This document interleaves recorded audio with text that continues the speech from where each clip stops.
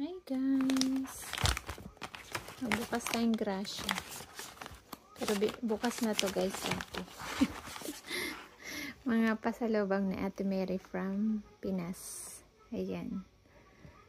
Desiccated coconut.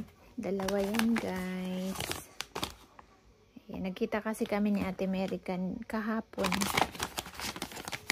Kasi binigay niya to mga pasalubong niya.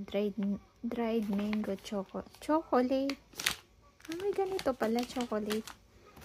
Tapos yung mani, ang sarap. Muntik na maubos ni Ichi, oh.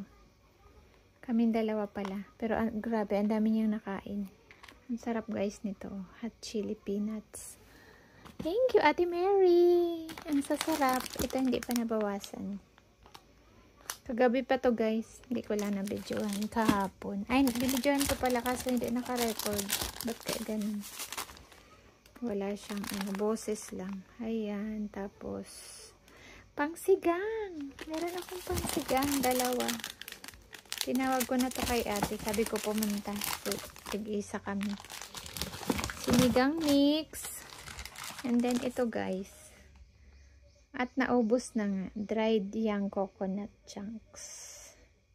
Meron na pala nito guys. Hindi ko to alam. Ang sarap din ito. Naubos na namin ni Ichi. Tapos ito.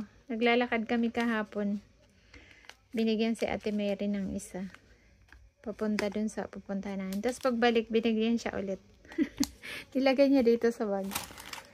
Yan. Tapos ito guys. Saan? Kasali yata to dun sa ano. Ito. Binuksan ko na to kahapon guys. Ano to?